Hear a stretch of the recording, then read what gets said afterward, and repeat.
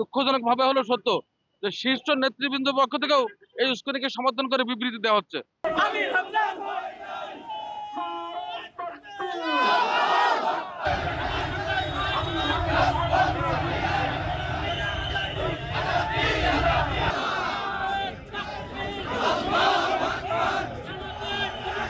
আপনারা কুষ্টিয়ার গণমাধ্যম কর্মী হিসাবে অবশ্যই জানেন, আজকে কয়েকদিন ধরে ব্যক্তিগত যোগাযোগ মাধ্যম সহ আরো অন্যান্য মাধ্যমে একটি বিষয় ব্যাপকভাবে ভাইরাল করা হয়েছে। বিষয়টি ছিল খুবই ছোট এবং একটি অনাকাঙ্ক্ষিত বিষয়, যা আবার আজ থেকে প্রায় ৩-৪ বছর আগেকার ঘটনা। যেই ঘটনার কারণে যিনি কথাটি বলেছিলেন, অর্থাৎ আমির হামজা যেভাবেই হোক সেটি তিনি ভুল বুঝতে পেরে তখনই সে বিষয়টির ব্যাপারে উনি দুঃখ প্রকাশ করেছেন, ক্ষমা চেয়েছেন। সেটা ৩ বছর আগেকার ঘটনা। সেই ঘটনাকে এখন নির্বাচনের মাঠে নিয়ে আসার কি উদ্দেশ্য হতে পারে, এটা যে কোনো সচেতন মানুষ হিসাবে আমরা বুঝতে পারি।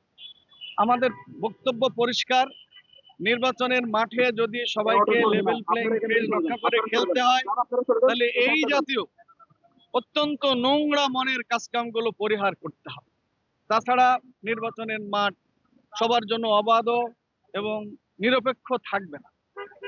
আজকের এই মিছিল করতে এসেছি আমরা এই কারণে যে এই ঘটনাকে কেন্দ্র করে বিভিন্নভাবে এত বড় মাপের একজন আলেম সারা বাংলাদেশের আমাদের গর্ব বলা যায়। মানুষের ভুল ত্রুটি হতে পারে, কিন্তু তার মতো একজন আলেমকে এখন হত্যার হুমকি দেওয়া হচ্ছে অহরহ। বিভিন্ন ফোন থেকে তাকে হুমকি দেওয়া হচ্ছে। আমরা তাই এই হুমকির প্রতিবাদে, হত্যার হুমকির প্রতিবাদে আজকে এখানে মিছিল করতে এসেছি। আমরা পরিষ্কার জানান দিতে চাই, আমির হামজা একা না, আমির হামজার সাথে কুষ্টিয়াবাসী আছে, দেশের সকল তৌহিদি জনতা আছে, বহির্বিশ্বের হাজারো মানুষ আছে আমির হামজার সাথে। আমির হামজার যদি কিছু হয় এদেশের মানুষ এটা মেনে নেবে না, এটা আমাদের পরিষ্কার বক্তব্য।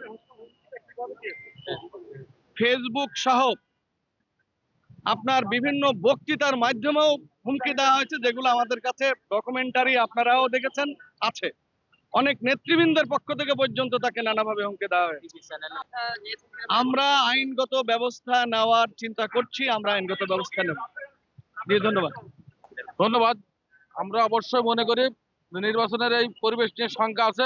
আমরা খেয়াল করছি, দুঃখজনক ভাবে হলো সত্য যে শীর্ষ নেতৃবৃন্দের পক্ষ থেকেও এই উস্কানিকে সমর্থন করে বিবৃতি দেওয়া হচ্ছে, যার কারণে আমরা শঙ্কায় আছি। আমরা আইন শৃঙ্খলা বাহিনীর প্রতি আমরা দৃষ্টি আকর্ষণ করেছি এবং করছি যে তারা যেন বিষয়টি সতর্ক দৃষ্টি রাখে এবং দ্রুত ব্যবস্থা নেয়। যে আমির হামজা একজন বিশ্ববরণ্য আলেম, দেশ বরণ্য একজন আলেম, তার মতো একজন সম্মানিত ব্যক্তিকে বিভিন্নভাবে অনলাইন এবং ফোনের মাধ্যমে বিভিন্নভাবে তার চরিত্র হনন করা হচ্ছে এবং তাকে হত্যার হুমকি দেওয়া হয়েছে। এজন্য আমাদের সদর উপজেলা আজকের এই আয়োজন করেছে এই হত্যার হুমকির প্রতিবাদে আজকের এই বিক্ষোভ সমাবেশ। আমরা চাই যে কোনোভাবেই আগামী যে জাতীয় নির্বাচন, এই ঠুনকো কোনো বিষয় সামনে নিয়ে এসে এই নির্বাচনকে বাধাগ্রস্ত করা না হয়, এমন কোনো পরিবেশ তৈরি যেন না হয়।